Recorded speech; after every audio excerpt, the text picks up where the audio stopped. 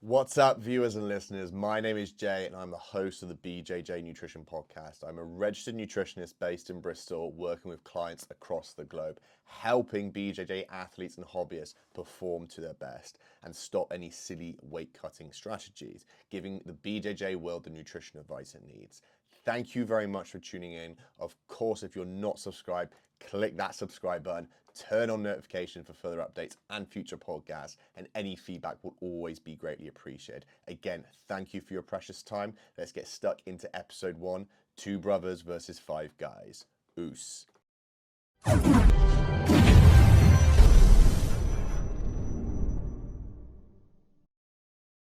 I'll press record now just to make sure the levels are all good. So just guys keep on talking normally. I'm just double check it's not going to reach to the end. Yeah. Caught in a trap. Oh, what's the song he sings, Tyson Fury? I was just trying to think then. Bye, Mr. American That's proper. I love it. At least we know what we're doing. Right, okay, guys, thanks very much for having me on the first podcast of BJJ Nutrition, hosted by myself, Jay. I run BDL Nutrition Consultancy based here in Bristol. The idea of this podcast is to get a little bit more awareness around the nutrition aspect of jiu-jitsu, obviously talk about a few different topics. And yeah, just thank you very much, obviously, for being the first guest on here. Obviously, for viewers and listeners out there, these two are my beautiful professors, should we say, who have obviously taught me a lot to this date. And I thought, who better to get on first, obviously, than these lovely gentlemen.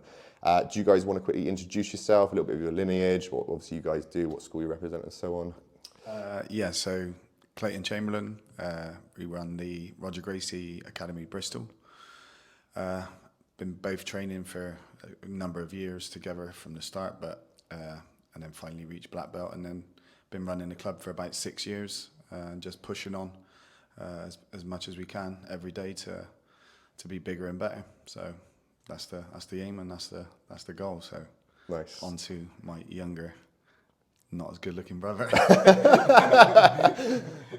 Yeah, so Luke Chamberlain, Clayton's younger brother, been training jiu-jitsu for 14 years just this past February. Clayton started off our jiu-jitsu journey training prior to me and got me involved, and then just head down and stuck with it ever since, and we've ended up with our own club. And we're going to build out more clubs in the Bristol and Southwest area, which is the goal. Primary focus on our initial club, where of course you'll remember, and trying to make it the biggest and best academy, not just in the UK first of all, and then onto the world. Nice, guys, nice. Definitely from my perspective of the experiences of different clubs I've gone to, there is a certain way that you guys do this, which is quite admirable. Everything is very professional, everything is communicated really well across the whole club. You offer a variety of different classes. It's not just focused just on gi or no gi. I'm very much happy to take on board other people from other different backgrounds. I know obviously you've got quite a few MMA guys come down here and stuff like this, and wrestlers and stuff like that who want to obviously learn from yourselves, which is very, very cool to see. What I think would be quite interesting to hear is your personal experiences, obviously, with what you've done before in the past in terms of where you've competed at what sort of levels, any struggles you had, obviously, with any weight management issues, if there was, if any at all, or likewise the experience of maybe even moving up a weight category for any odd reason. So, as you've got the talking stick, Luke, do you want to start off with what you've done before in the past, competitive-wise? Competitively, seriously, being an adult, it was jiu-jitsu primarily, because I did other martial arts and fighting arts. I was practicing and taught different things and played a lot of rugby up until I was 17, 18.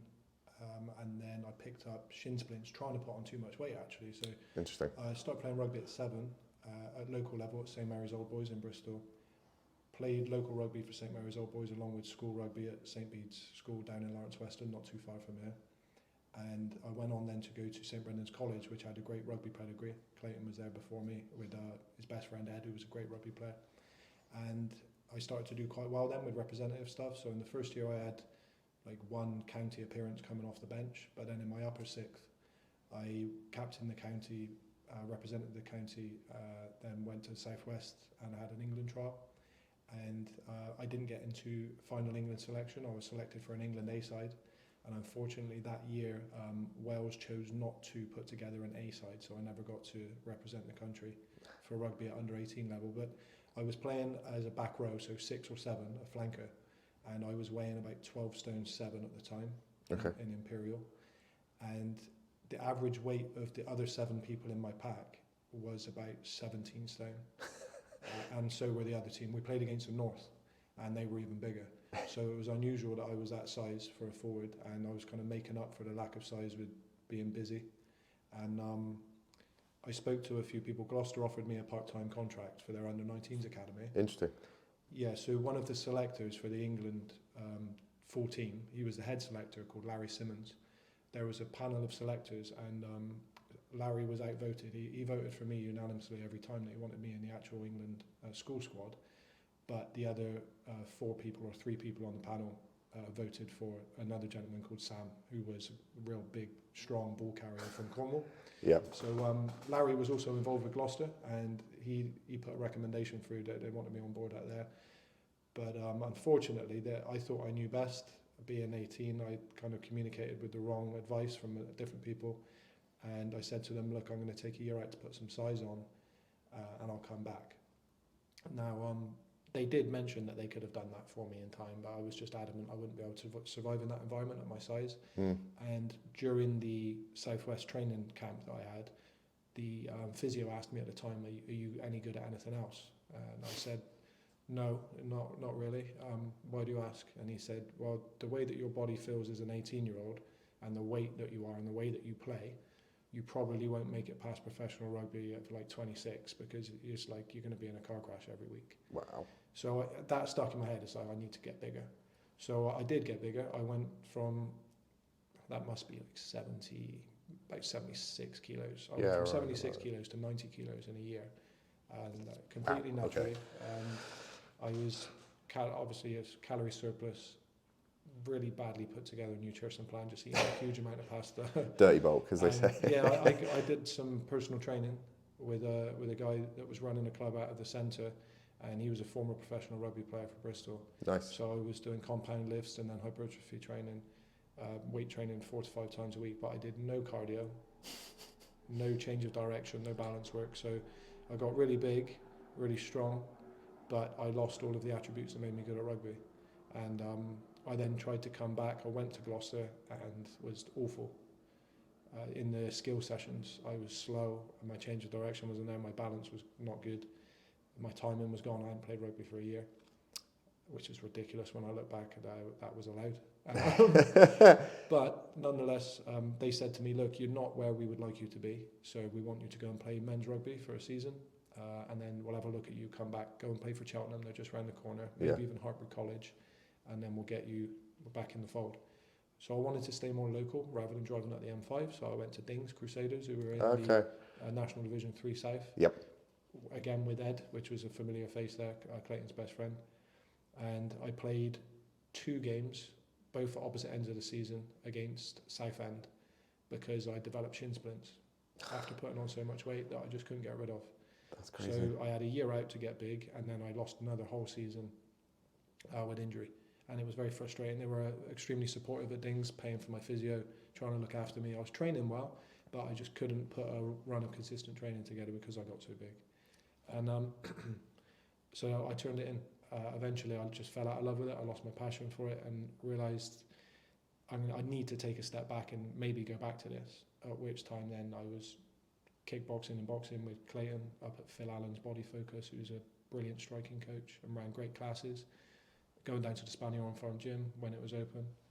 And then just general circuit training to stay fit. I was a bit lost with my training, to be honest, after kind of competing in rugby my whole life. And then we found jiu-jitsu, and I just got stuck straight away. I just want to pause you there quick, because there's an interesting point that you mentioned about you put on weight and it then kind of was counterproductive into your ability. And it's a common scenario which obviously I get across when people sort of inquire or want to work with me with different things about their jiu-jitsu and where they should be weighing in at. What's the best thing for them? And obviously there's this premeditated thing that we need to be the bigger person all the time. We need to be big, and it's going to make it, even though it kind of goes against the whole philosophy of the smaller person, we ought to control the bigger person. But I always kind of put it to them, I said, that's great in the fact that if you want to be bigger, that's no problem, but how are you going to move at that level? Do you know what I mean? And the idea being is that if you're not naturally at that level, is it going to interfere with your style of gameplay all of a sudden? If you can take the attributes of a small person and obviously utilize it at a bigger place, but if you're not accustomed to that level, obviously it's going to impact you in many ways, which you might not have even aware of, the cardio aspect, as you kind of mentioned from there. But it's interesting to see how badly that impacted you from putting on that much weight all of a sudden. Yeah, even at that age, 18, 19, when you generally can put weight on and take weight off and kind of adapt quite quickly, I wasn't able to at all in the rugby sense. Not at that level. I mean, I could have played at a local level and been absolutely fine, but competing at a level where the margins are quite small, then no, I was a long way just in that short kind of 9 to 10 month space of time from my best. But in jiu-jitsu, it settled down. So I got back down to started jiu-jitsu at about 87 kilos, still quite big, but losing some of the excess weight I had. So I was in good shape, but just a bit too bulky from the lifting. That was, in my mind, unnecessary for my body type for jiu-jitsu. So then I spent about 10 years competing in jiu-jitsu between middleweight, which is 80 kilo upper limit, and medium heavyweight, 86 kilo upper limit. I was never a true medium heavyweight. I was like a in-betweener. Right now I'm like 79, 80 kilos, intentionally cutting down because I wanted to strip off some bad weight after not training consistently. I was always depleted at 80 kilos. I didn't manage my nutrition correctly or my training, so I was very depleted, not a lot of musculature that I needed. So then I would add that to go to medium heavy, but then have this inclination in my head that I'd lose against a couple of big guys. And because I didn't have the technical advice or the technique available to me, the knowledge available to me to become technically superior, we didn't have the access to information and world-class coaches that are available now online. I've developed myself as a coach to athletes now, but my coach did his best with what he had at his disposal, but I wasn't, I didn't have the availability of world-class technique. So I was losing, and I hated losing, and I didn't understand why. I reached a cap technically, and then I just thought, right, I need to get bigger, stronger. So I then try and put some more weight on, eat, and be in a surplus, lifting too much, getting a bit stiff, changing my style, and not moving the way I should move. And found varying success up and down between middle and medium heavyweight, but never actually managed it correctly the whole time I was doing jiu-jitsu. That's interesting. So it's taking you a few years just to find your comfortable zone as such then? I don't even believe I've truly found it. If I look back, because I've got intentions to compete again, but not in the same way that I was before, like intently trying to be the best I could possibly be and prove a point to myself and everybody else.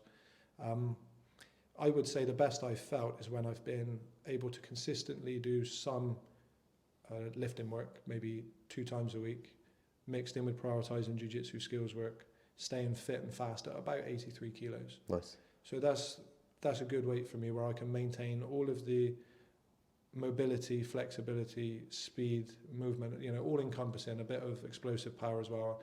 I've always been strong in like the tensile kind of isometric tension sense. So that's never been an issue, but just weight bearing, as you know, if you're carrying someone's weight, you need a bit of weight on you and your frames to carry people's weight.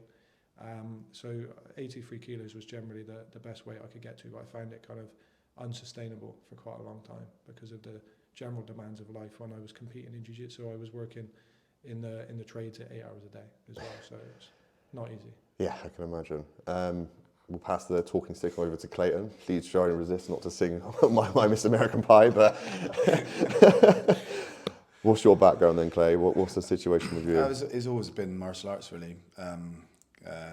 My dad just got me involved in martial arts when I was about 4 years old, and that's always been the main driving point for me. I've played football and rugby and other bits and bobs like endurance running and just doing some different events, the Marine Challenge and half marathons and stuff. But I didn't ever really get that enjoyment out of those things. Like when I was doing a lot of long distance running, I was losing loads of weight then, felt super fit and really good.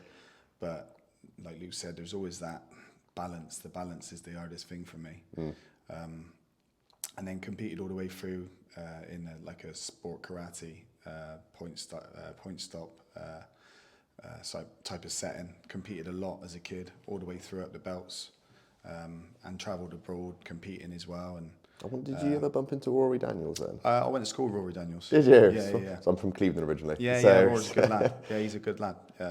So he used to train Hayashi, I believe. Yeah. And I hadn't seen him I seen him a couple of years ago, but he had just started when we were in school. Really? I think he was like 14 when he started, 13, 14. And we used to have a little mess about now and again in school. But you could tell he was going to be good. He's long. He's perfect build for a striker. Long, lean, long limbs, and don't carry much excess weight. I mean, that's what I've always been able to get down to decent weights because I've got a small frame. I mean, I've got wrists of a 10-year-old boy and not much weight on my legs, but it's good for martial arts. That type of frame is good for martial arts. So as far as diet, we didn't really have my dad wasn't really into nutrition or anything. My dad was my first martial arts instructor, well, actually my second or maybe third actually, but he took me to black belt. My dad nice. Tied my first black belt around my waist, and but we'd go train, and he had his own club, martial arts club, and we'd come back from training and we'd just have like fish and chips and you think that's fueling your body back up. Do you know what I mean? But calorie intake, but it was nice. But then I've learned gradually over the years to, especially more so with the jiu-jitsu, how to get down the weight. And what I do is probably sometimes you think what is right, and that's where you need to go to experts. That's why we said at the start we have a little chat with you, because I'd usually compete at lightweight, gi and no gi, so it'd be 76 in the gi and 73.5 no gi, and I used to make that comfortable. Yeah. Comfortable. And then, but it was nice, like we said, about carrying that weight.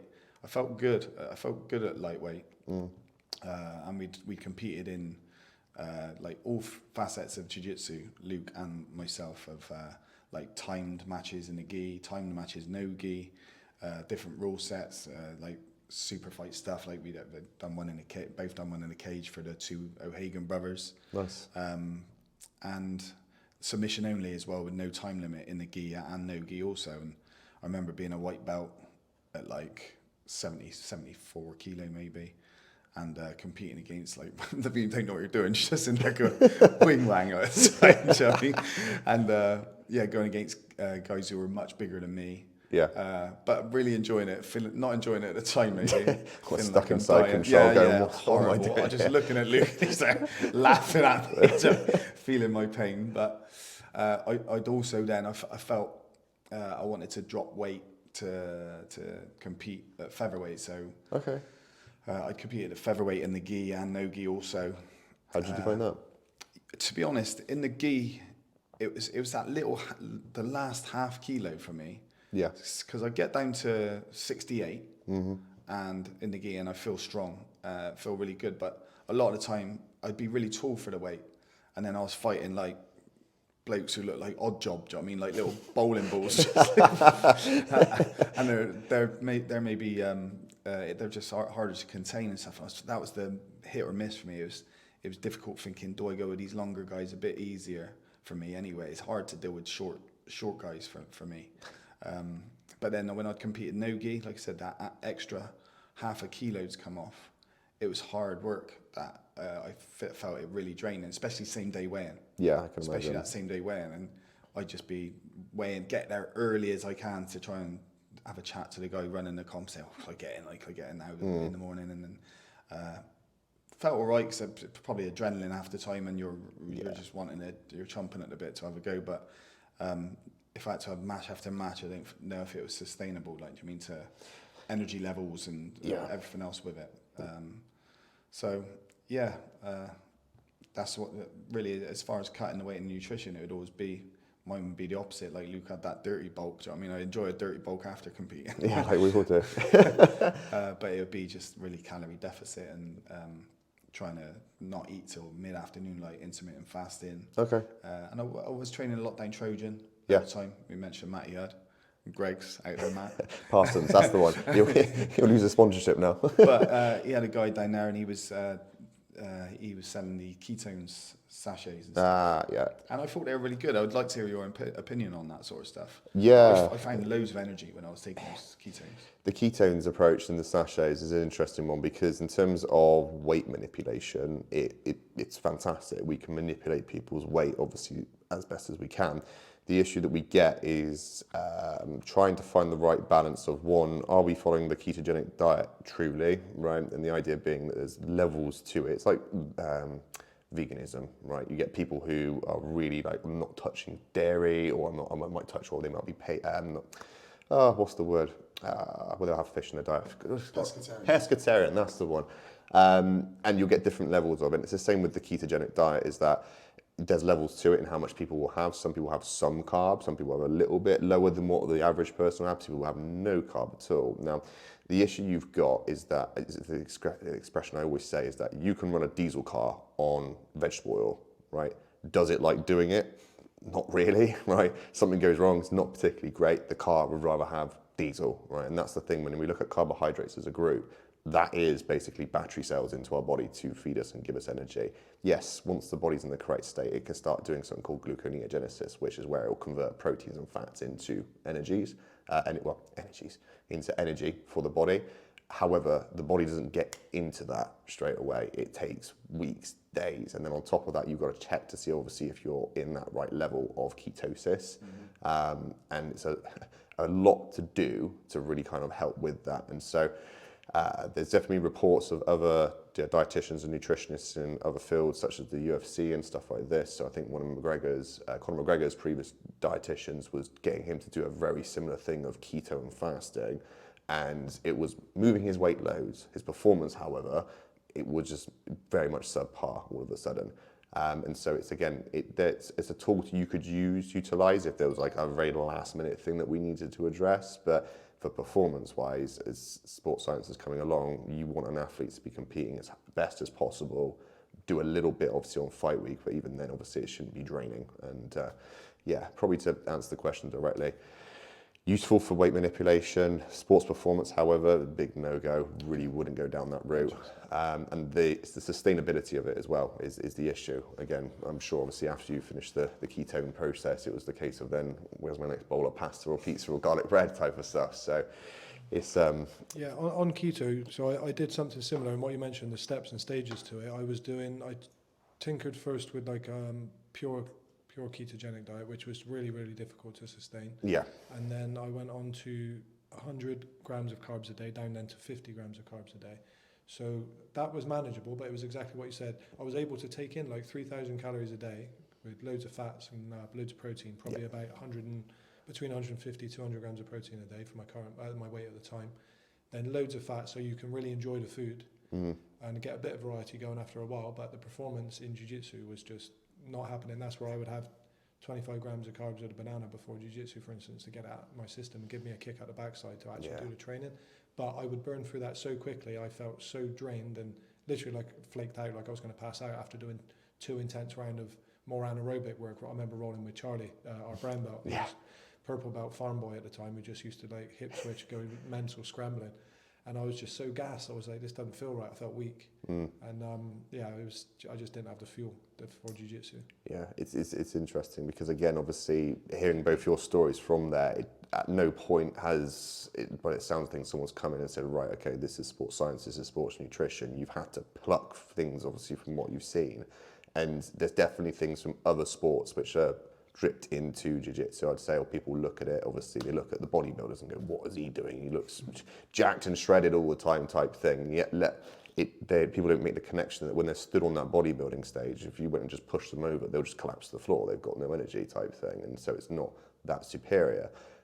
Likewise, obviously, from other sort of sports out there, which doesn't require the same amount of intensity, obviously, of what jiu-jitsu brings. Again, it's hard I could see from your position, guys, obviously, for coaching other people, to be able to say, go and do this. Obviously, you guys can teach techniques until you go blue in the face type thing, which is there. But it's interesting to see that there doesn't seem to be much support around all jiu-jitsu schools to be able to say, right, okay, this is how we're going to do strength and conditioning. This is how we're going to do nutrition. This is how we're going to do recovery, should we say. It seems to be as a school, it's down to you to kind of reach out and find that information. Yeah, it is. We've ensured that we've done that here. So we've got a full-time competition team here, 4 full-time competitors, 5 full-time competitors now at the moment, and we've kind of ensured that we've outsourced that, and that one that's left for the team to collectively to do is nutrition, and that's why I've mentioned a few bits to you recently. So we've got Matt Hancock, not the famous one, a good mate of mine that we trained jiu-jitsu with years ago, but he's... Sorry, we'll clip that bit, we'll put it on. We got Matt Hancock here, and everyone's going, what's this all about? He does jiu-jitsu. Yeah. There we go. So he runs a strength and conditioning program, manages wellness, making sure the athletes are recovering. We've worked with sports psychologists. Nice. And then trying to fill in that gap with nutrition. Of course, we kind of manage the technical side of things and planning aspects of their competition calendar. So we're trying to do the things that aren't offered broadly to other jiu-jitsu athletes. And oftentimes you'll have a jiu-jitsu club that has maybe the same number of athletes working in a professional way that ours do, going out and competing at a high level regularly. But here it's just all consistent and aligned. And we're in the process of making sure that we're kind of dedicating those particular aspects into our athletes specifically for jiu-jitsu, not saying what a wrestler's doing or MMA guys doing, because it's different. The output, like you said, the energy output is completely different. Yeah. The demands on them are completely different. The wear and tear on the body is completely different. So it's trying to get all of that aligned and getting nutrition now. Finally, this is all coming around at the right time. Definitely, it's interesting to see you guys really do treat it as like as a team, if that makes sense. Obviously, there's no school in mind when I say this. Obviously, some people can just turn up, do their jiu-jitsu class, go home. If they compete, great, no problem. We'll be there. We'll try and corner you, type of thing. But the way that you guys seem to treat it seems very much similar to what you see at the top level of like New Wave, Beef Team. They're all, the idea being that they're trying to then push everyone as best as possible in the right direction. Is that kind of the level of what you guys want to achieve or aspire to eventually? Is that type of demeanor or status? Or the status comes with results, I think. So if the focus was on status, I think that'd probably be the wrong focus. Some people do focus on that, trying to get their name out there, but I don't think that's got longevity, or it's not got the right kind of depth in the integrity of what it is you're trying to achieve.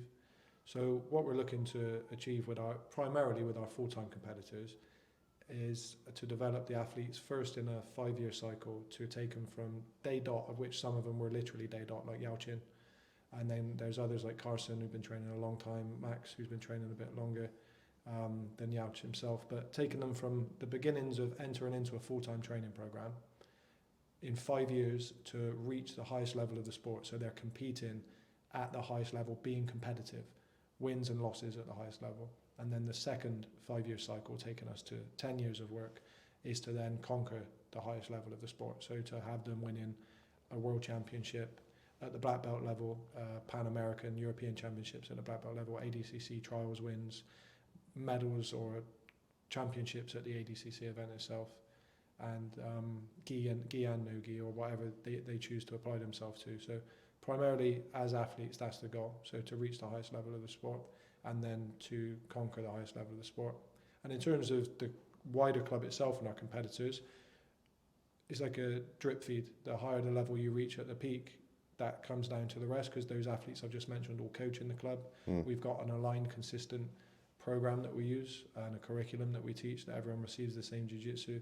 We've got our own style of jiu-jitsu that we like to apply, which is similar, that we've taken a lot of lead from people like John Danaher, who exhibits attacking style of jiu-jitsu in the kind of more purist sense, from being inspired by Roger, who we're now aligned with, of course. And the ethos of control that leads to submission. So it doesn't necessarily need to be hectically trying to submit someone. Controlling your opponent, building through controls until you submit them, whether that be in 30 seconds with a leg lock or over a matter of minutes, and sometimes even longer than that in submission only, pinning, exhausting and finishing someone. And in terms of the club itself and the community, I think with the community that we have and what we've built, we've got the best club in the world already. Everyone will probably say that about their own community. And in terms of the numbers, we've just reached the milestone of 500 members at the club. Wow, congratulations. So New Wave itself is it's a team, but they operate out of the Roca gym. They're going to be starting their own affiliation. B Team, for instance, I would hazard a guess at saying we're probably pretty close to their member numbers, or they're a fairly new gym, so I'm not sure what their member numbers would be. And another team that we take a lot of inspiration from, other than, of course, Roger Gracie Academy in London, which is a long-standing club with a very high member base too, is the Art of Jiu-Jitsu team, the Mendes brothers. Yep. And, you know, they've been operating for many, many years now, I believe up towards a decade. They're probably closer to 1,000 members, but I think being a club in Southmead, Westbury and Bristol, with two brothers who aren't world champions like the rest of these guys, we've done pretty well. So we're already competing on that front, but we need to eat up the ground and gain the experience to make our mark internationally with our full-time competitors. If you don't want me touching on one thing, you said 5 years in terms of where you think they dot high level. Is that something that you guys believe personally that is the case, or is where you've seen inspiration from the good old guys like Nicky Rod, and obviously you've got a shorter time span and competing at the higher level type thing? Yeah, so that is, you know, you give credit where it's due and give reference where it's due. He's John Danaher, so he doesn't just say it, he's got the belief that you can take an athlete from day zero to world class within 5 years in the right training program, in the right training room and the right approach. And then he's not just said that, he's provably done it. So, you know, you take inspiration from elsewhere, you see what those programs have and you compare and you say, what do we have? So therefore, can we achieve that? We have everything that's necessary to achieve that, I believe. So if they can do it, we can do it, and then you try and do it better. Nice, I like that. Very, very, very, very good. Right, so let's go on to the next question, I think then. So let's start with the USADA debacle, I think. Because I'm just massively on it. Boosh. But as far as drug testing, and you're talking obviously the recent comp, but I mean I apply it to, like you did as well, with ADCC and where it can go. And my personal belief as a fight fan, I'm just going to be honest because you're better off being honest, and I don't like telling lies. But I do like, I mean, the old Pride days when they were just juiced to the gills. Uberine. Yeah, I don't, because I think the top tier, you've seen so many people get pinged for doing whatever they're doing. And I think they're all at it majority of times. Jiu-jitsu wise, obviously it's becoming much more prevalent now, and you see it much more just because of the shape and sheer size of some of the guys, Gordon Ryan in particular, and that debate at the minute, and Rodriguez is saying that he's clean, where I can't see that either.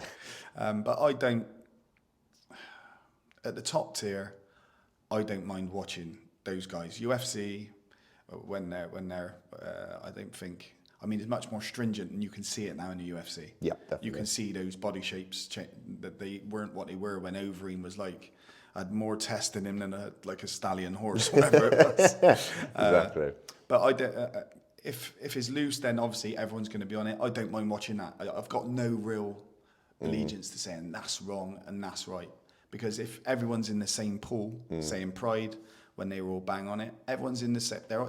It's almost an even playing field because they're all on something. It comes back to Gordon's comment, I think, after the whole people getting banned. It's like, oh, look, I'm on it, they're all on it, I still beat them all. It makes no bloody difference type thing. Yeah. And it's really quite a tricky scenario to manage, because obviously I appreciate IBJJF obviously want a prestigious level to things. You've got guys with suits on the mat, refereeing, all this type of stuff. Everything's nice and timed. And so similar to when they brought USADA into the UFC, Reebok didn't want to sign with them unless the testing was done, because they didn't want to be associated with it, basically. And now we're in this position where I personally believe that there's going to be this split within the jiu-jitsu community of saying, right, non-tested and tested route. And I hate to say this, I think people are going to shy away from the tested route because of the expectations of the athletes to be competing at such a high level so regularly, and it taking that much effect on their body. Yeah. Like, you can eat well with your nutrition, do not get me wrong, you could have your sleep in check, all your hydration in check, all the supplements you type of need that are non-performance enhancing. But it comes to a point, it's then saying, right, if they're not competing, they're not relevant. Yeah, and age also as well. Like Wagner Rocha. Yeah. And his excuse was, I'm X amount. What is he now, 38? No, I think he's 42. 42, same age as me. Same as Cyborg, I think. I shouldn't have said that. But yeah, they're putting it down to age. And again, like I said, it's going to make it for more exciting. Because is it black belt, the AGP? Is it 5-minute matches at black belt as well? AJP, yeah. 5-minute matches. So they're sort of swaying on the side of more entertainment, more action, not as much testing. It's more like you said, like I said, sorry, like the Pride days where it's more about drawing eyes in, the excitement, and everything's going on at a fast pace, and they got to go at it. Whereas you got the 10-minute matches, say in the GI and the IBJJF, and you can see a lot of stalling and boring matches. Like, I mean, that's what I put on Carson's post the other day. He was making gi matches look exciting again because it's a fast pace. He's looking for the submission attack in jiu-jitsu. But it can, I think, like you said, it will probably sway people, especially the more attacking oriented people who want to go out there and finish to those events, to the AJP, to the ADCC. And that's why comps like that do draw more eyes as well, particularly ADCC, because they've got, obviously, as well as the no-gi format, so everyone's tops off, juice to the girls, looks good, is marketed really well, is promoted really well, as the lights, the cameras, the MC of the day as well, See, it's the interesting. Japanese guy. Yeah, was it a woman, wasn't it? It was a woman. It was the woman from Pride. Yeah. From Pride, there you go. That's the interesting thing you made about marketing and the way it's all presented. Part of me feels that if it doesn't have to be cheesy, it doesn't have to be like overly over the top, but if the promotions such as, again, I don't want to be here just slating BJJF, obviously, I'd look to obviously compete in that myself, and then I'd have that email one day, sorry, you're not allowed then, and I'd be like, oh God, what have I done now? But just even the marketing and the sort of excitingness of it, if they were able just to do that, I think they would be able to get past the whole USADA testing element to it, and it's the fact that when Carson obviously competed on the AGP tour, they knew stuff about him. He'd been on the BBC, like what he's done before, all this type of stuff. And the way that it was presented on that TV screen looked UFC level, right? And I'm there thinking, okay, as me, as an athlete, if I want to get further promotion, we're going to get more marketing behind it, I know which route I'm going to take. Whereas if I go and enter a competition in London just because it's a prestigious one, but get no publicity about it, right? You might be lucky and get caught, or you might get the flying armbar, which makes the viral reel. But outside of that, there's nothing else that brings you up from it other than numbers on the leaderboard, which any of us sat here says it's not really that entertaining. Like, yeah, and that's where I think if they were able to change it slightly and get it more like ADCC, you got fireworks, flames, like the actual hype about it, they'd get more people over to it in a little bit. But I don't know, is that something you feel you agree with as well? Yeah, I think there's just a split between some of the more, and there's just loads of ambiguity, and then there's loads of contradiction within it as well, of the more traditional roots of jiu-jitsu, which is where the IBJJF started competition jiu-jitsu for Carlos Gracie Jr. And they like you say, with the ceremony of the referees with the suits, if you say a word to the referee, you'd be warned, penalties, disqualified, and they go out of their way to ensure that they take a really strong stance on avoiding anything outside of complete respect and the values that they want to kind of project about their martial art, and they're kind of speaking to the more Japanese roots of it. And, you know, like Nicholas Marigali won the world championship and then had his gold medal taken away from him after because he gestured, you know, stuck his middle finger up to his opponent's coach in the crowd who was shouting some stuff out at him, being quite detrimental verbally to him. So it's like he was winning the match and he's like, you know, saying F you to the guy in the crowd. So Marigali had his world championship taken away from him for that. That he won in the semi-finals. And I don't believe they let him fight in the final of the Absolute because he did that after. But at the same time, the same people that echo all these values of respect and humility and fair play are juiced out of their mind, wearing their gi, ripping their gi up and screaming with a 10-pack, saying, you know, condemning Gordon Ryan or somebody like him who's a bit more outspoken, who's probably an extremely respectful guy and probably a really nice guy by all accounts privately, but is recognising that he's going to have mouths to feed one day and he's got his own mouth to feed and he's trying to push the sport on and give other people an opportunity and put it into the forefront. Otherwise it just stays in local gymnasiums in the corner with nobody watching, and will have loads of great values, loads of respect attached to the sport, but no eyes, no money. And the only people that make money are people that run their own school successfully, and we know that's not easy. Or you happen to be one of the ones that gets that bit of exposure because you won the world championship at black belt like 9 times. So everyone's like, oh, okay, let's go and train at their school or get a seminar from them.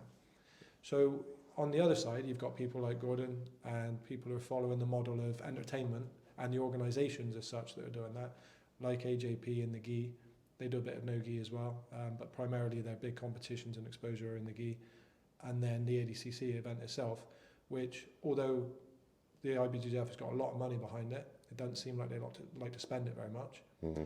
But the AJP events and the ADCC have got even more money, like almost like an endless pot of money seemingly behind them from the people that run those programs, the sheikhs from the Middle East. Yet it costs a lot of money to test. If the people were going to test, it would probably be those with the endless pot of money, yet they choose not to. So there's got to be some questions asked about the people with the most money that are trying to add entertainment to the sport are not testing when they could. And the people that have got the money to do it but are kind of trying to preach values, respect, integrity and honour are starting to test now, and it's going down one angle and getting very little exposure. Yeah. But within both of those camps there's just a huge amount of contradiction. Yeah. So it's a bit of a mess in my mind. And Jiu-Jitsu don't really know where it's going as a whole, and the organisations don't really know where they're going, so they're being led by the athletes who are at the forefront of it. And there's nobody right now who's at the forefront of Gi Jiu-Jitsu, which is, so you've got Tynan Dalpra from AOJ who's doing a fantastic job, who's like one of the best pound for pound out there. Mika Galvao, who's another young lad, and then Maragali's coming back because he's like, I went to no-gi, I was all about doing no-gi, but because of the state of it and because of how pure his love and passion for Jiu-Jitsu is, he's going to come back and just show how he thinks Jiu-Jitsu should be demonstrated as a clean athlete, supposedly, and I believe he probably is, and he'll be tested if he wins, so we'll see. And but then on the other side, you've got loads of exposure and loads of athletes at the forefront of no-gi in particular, and these that are operating in these other organisations that don't test, that are getting loads of exposure, and they're leading the sport. Yeah. Like Gordon Ryan, Craig Jones, Nicky Rod, and it all just so happens that they used to train together and they're having this big disagreement, however real that is. And regardless of how real it is working and is getting eyes on the sport. It's the Andrew Tate effect. Let's be polarising. Let's say some things that don't need to be there, and at the end of the day, we can all meet up for a beer afterwards and just joke about how much, I don't know, we've made from BJJ fanatics all of a sudden type of thing. But at the same time, like one of our students here, and he's a good friend of mine, and he's worked really closely with the club, is Sam Hobbs, and he was doing his PhD in ethics in sport based around the use of performance-enhancing drugs primarily. And Sam's got like a great stance on it. It'd be good for you to have a chat with him on this. And he's got a strong feeling towards fair play. And he's communicated. He's our resident photographer at the club also. He's a multi-talented guy. And he's been working with the IBJJF events and with some of their athletes on the European scene, like Max Lindblad and Tarek Hopstalker, are two good high-level no-gi gi and no-gi black belts. And both of them are taking outwardly a real strong stance against performance-enhancing drugs in sport. And what they're saying is, if you want to take it. But at the same time, if you're taking it and being caught for taking it in the IBJJF or an event that's testing, you should not be allowed to compete in these other events and promotions that don't test, because you're obviously have an advantage over other people. And I don't think that there is any hiding from the fact that there is absolutely an advantage gained by taking most of the stuff that's on the USADA banned list or the WADA banned list. It's interesting you say that. I just don't see unison between all the competitions. That's the problem there. And the reality behind it, they go, oh, you won't have him, or we'll have him, that's fine. We got no problem with that type exactly. of thing. No, it's a moral stance more than anything. Yeah. It's an ethical stance from them saying, we can't train like you can train because of what you're taking. You can get better out of your training more consistently. You turn up physically more prepared, and you're kind of fueling your body in a way that's not fair as opposed to those that aren't. So I understand the stance, but I think you're kind of barking at the wrong tree. Yeah. I don't understand. I don't know what the answer is. No, I don't think it's going to be clear cut in the slightest bit, and even to the point of obviously pride disappeared. We've now got one even obviously. All right, they have hydration tests, which is a completely different story altogether. But even within their contracts, there's no testing again. I think that's a good idea. Hydration test. Yeah, 100%. If you could have one, I'd rather have hydration tests over performance-enhancing drug tests. Because yes, performance-enhancing drugs, someone does a spinning wheel kick and kicks your face off, somebody could end up with a serious brain injury. But is more often that people, I completely forgot. Yeah. Talking stick. More often that people end up having serious trouble and then deaths from dehydration. Yeah, no, definitely, and that's the key thing. I literally had this conversation yesterday actually with a client who's doing an ultra white collar boxing event, and he's just coming into Ramadan as well. And he was saying, "Oh, can we make this work?" And I said, "Well, yeah, we could make it work. It's not really optimal. My biggest concern is that where you're fasting across the whole day for Ramadan, you're not going to be taking on any fluids. You're then thinking about fighting 2 hours later. You're going to be dehydrated. You can't guzzle 5-6 liters." So is it? Oh right, okay. But there's fluid on board though, in it during Ramadan. No. No fluid. No fluid. No No fluid. water. Not until a certain time. Like Yasser when it used to do it. Okay. It's crazy how it did it. Now, he's mentioned that obviously previously because of how Ramadan works based on the moon and stuff, obviously their times when they do it obviously changes. And now 5-6 years ago it was peak summer, so you'd have 5 o'clock till like 8 o'clock at night, and those were the harder times obviously for them. Now it's obviously a little bit shorter, where you've got probably 8 till 6, I think it is roughly in terms of sunrise and sunset. But my biggest concern to him was that if you don't have enough fluid in there, the fluid around your brain, which is keeping it nicely there, you take one punch all of a sudden, you're going to get dazed. Yeah, I'm not saying I'm not wishing for this to happen the slightest bit, but those are the things that needs to be taken into consideration for it. So, no, hydration would be interesting as maybe a unanimous thing across the board. It at least then tries to get people in the right categories, and we remove the IVF, not IVF. Is that right? No. Yeah. No. No, IV, that's not IVF. IVF is about pregnancy. What am I about? Fighters having babies. That's another conversation with itself. God. Removing the IV situation from it, which I think they need to address pretty quickly, because again, I'd probably say a lot of all the other mixed martial arts out there, they're not using that anymore. But no, that's interesting, guys. Obviously, get your thoughts on that one. What we're going to do probably here is a couple of quick fire questions, if that's okay, right? Yeah, this could be messy. We'll start with the longer one, which is going to be, what is an unpopular opinion that you have within the jiu-jitsu world? My unpopular opinion for the jiu-jitsu world. Yeah, I don't know. An unpopular opinion. I don't know if it would be unpopular or popular, but it's probably a status thing, I'd say. Okay. Within organisations or ranking, where people can get above their stations. Do you know what I mean? Where it's just jiu-jitsu. Do you know what I mean? Like we run it here. Like we want to run. We've all said we want to run a club where we would want to, and an atmosphere and a place where we would want to go and train. Mm-hmm. And that's how it's always been. It's not like, look, I got the black belt on and all this, like, because that is such rubbish. I've always learnt that from a young age, because when my dad was black belt, he said you see it when people get up the rankings and the pecking order, shall we say, that it can go to their head a little bit, and it's like all of a sudden I'm the Donny, like, do you know what I mean? But it's not the case. You've always got to realise it's just a different colour of a belt, and that's it. That's all you got different about someone else you're in there. Maybe a knowledge base, but never getting above your station, and everybody's treated on a completely equal playing field. I'm not better than you. I'm not no worse. We're just the same. And I think Maurizio says that you've liked so much. Yeah, I love Maurizio. I mean, I love Maurizio. I do. Maurizio, he is though. I said to Cars today, we're seeing Maurizio, Roger's dad, tomorrow. He's coming to Bristol. Nice. Sunday. And he could be. Do you know what I mean? He could give it the big one if he wanted to, because he's one of the top ranking guys in jiu-jitsu. Sure. He's fathered Roger Gracie and created one of the best jiu-jitsu fighters of all time. But and but he's the most down-to-earth, chilled bloke that you'd ever want to meet. If he walked in now, you wouldn't know he is who he is, because he's got that. He knows what it's all about. It's about. He makes you feel welcome. He has a proper laugh at you, like he's your mate down a pub, like. Yeah. And I think that's the one thing that gnaws at me in jiu-jitsu is people do get above their station and start thinking they're something they're not, and that's the only thing. But I would say that's probably a popular opinion, not an unpopular opinion. But that's the thing that winds me up in jiu-jitsu. Like that's about it, really. So. What about you, Luke? What's an unpopular opinion you have about jiu-jitsu? Like, as a broad statement, lineage doesn't matter. And what I mean by that, it doesn't matter if you project it in the wrong way. So I'll be completely open about my own jiu-jitsu journey. For those that aren't aware, I trained for 10 years under one coach and had a great relationship. And like all relationships, you know, that end, you look back and there are good and bad aspects. But I trained with that coach from day dot white belt until 3 stripes on my brown belt. So it was a very strange time to leave and all manner of circumstances.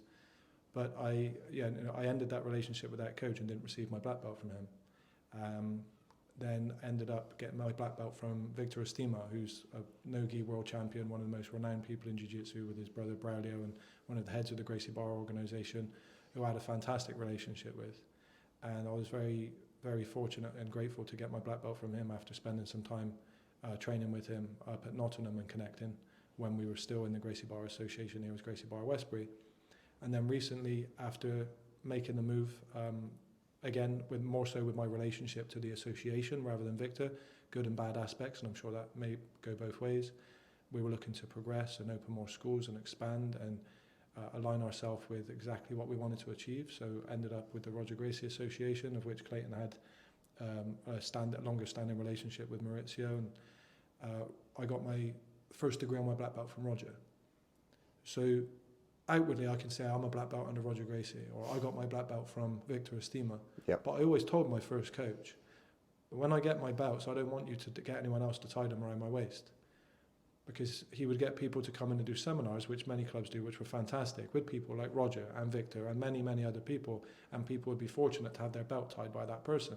But I always told him, you're my coach, you're my black belt, I want my belt from you, and if anyone asks, I'll tell them I got my belt from Giza, Nikolai Holt, his name, and I was proud to say that. So what I see a lot of is that people hide behind lineage.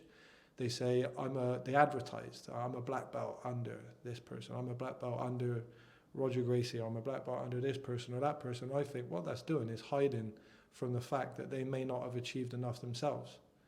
What does it matter who gave you your black belt? You know, the reason it would matter to me that somebody gave my black belt is because I had a long-standing respect relationship with that person. And if it wasn't long-standing, it was a deep relationship, albeit short, based on shared values and alignment.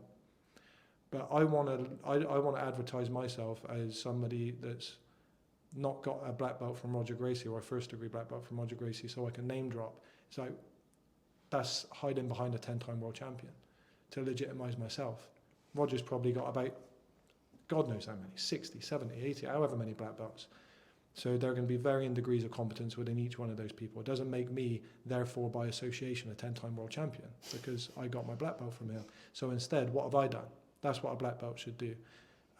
Rather than name drop their lineage, what have you actually done yourself? And what we've done here is grown the biggest community in the southwest of the UK in terms of a jiu-jitsu club, changed lives for the better of a number of people, including ourselves.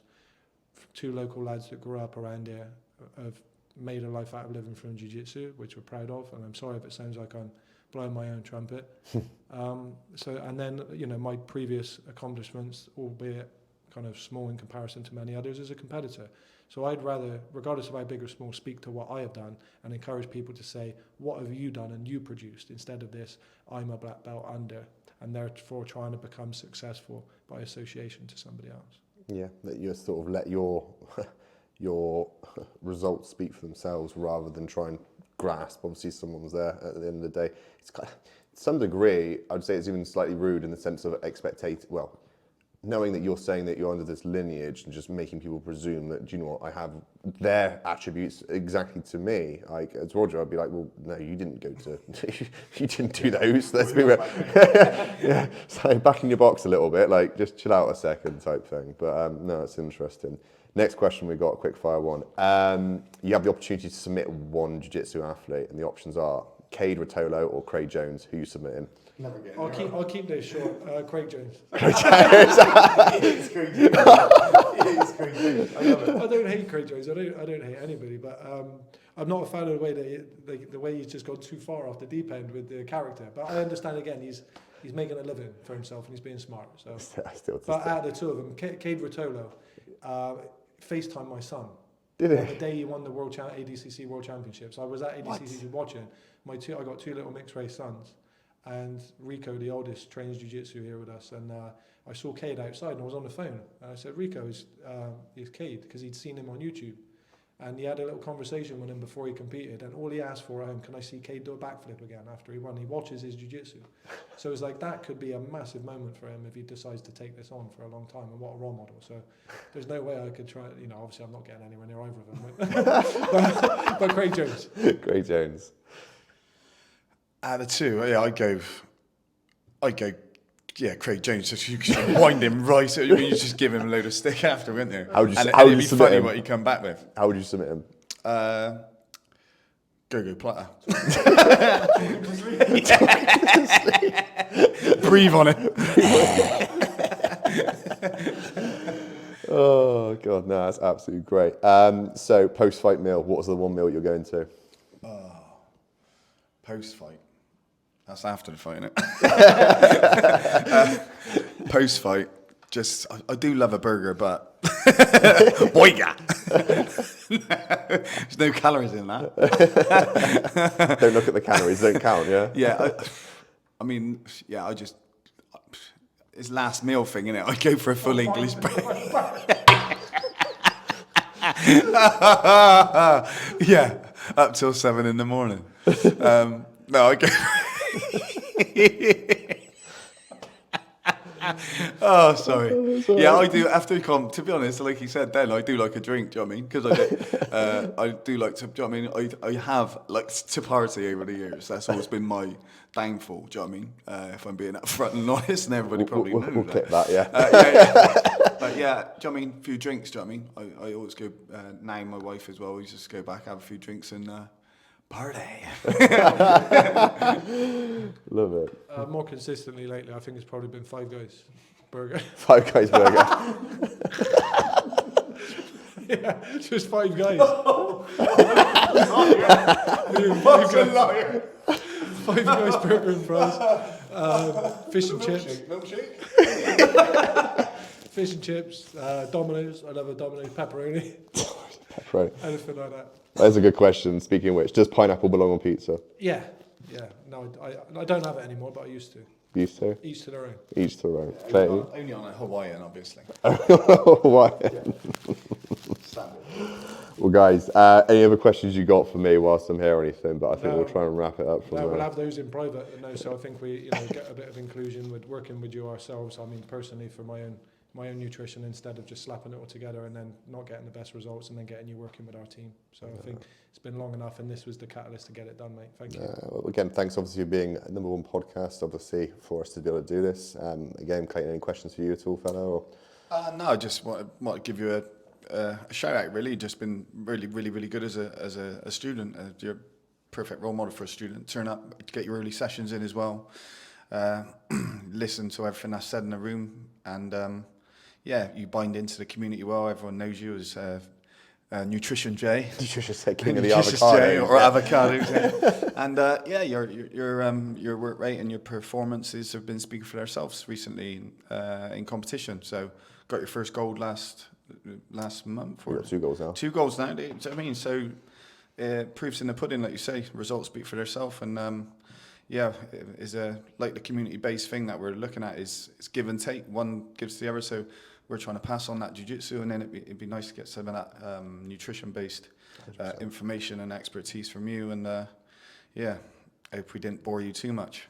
Not at all, guys. Like, from my perspective, it's been great coming to this community. As you guys came, and are probably aware, I came with a bit of baggage, obviously, coming to here. And there's always one message that I remember quite clearly was that you, Clayton, just said, look, let's just get you on the mats and just get you rolling again. And that encompassment and that family feel that you guys had was absolutely awesome from day dot type of thing. And I'm kind of blessed to say, obviously, I've come across this place and obviously got recommended by other people, and speaking to other people, I don't ever hear a bad word about you guys in the slightest bit. Speaking to the wrong people. Maybe we'll find out, it'll be like podcast 20 and all of a sudden it's like Luton Clayton. Oh, nah, not them guys type of thing. But yeah, thanks very much obviously for being here. Really appreciate your time and everything and efforts. Just one nutrition one is like breakfast food, something to sort out Clayton's bad breath. I was waiting. waiting for him to do one. I was waiting for him to do one. I'll let him have that. I'll be the older brother. I'll let him wear. Do you want the technical view? No. No. I basically haven't got bad breath. It's like one of those questions, you know, when those blokes go, "Oh, what do you do if you have a little boon?" He's got bad breath, so he always asks bad breath questions, but about me, like in the second person. That could have been the new submission for Craig Jones. The smother bad breath technique. Yeah, love it. Guys, thank you very much for the first podcast. Really appreciate it. We may even get you on future, get some of the athletes obviously on board.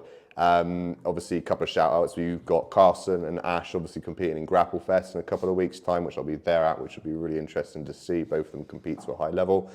Any other promotions you got going on for Roger Gracie at the moment? Or just our monthly promotion for members, like, you know, the more people you can get in, the better. So, like I said, the milestone of reaching our 500th member at the club is a great thing. So we wanted to give back a little bit. So we are offering a 50% discounted membership for the first 25 sign-ups. We might even extend that, you know, if we get, because we're getting close to that 25 now through the course of the month. So 50% off for 12 months to mark our 500th member. So if you want to come along and train, come and enjoy yourselves, get involved in some jiu-jitsu and get a little bit of what we've been enjoying. Exactly that. Right, awesome. Cheers, guys. Appreciate it. Epic.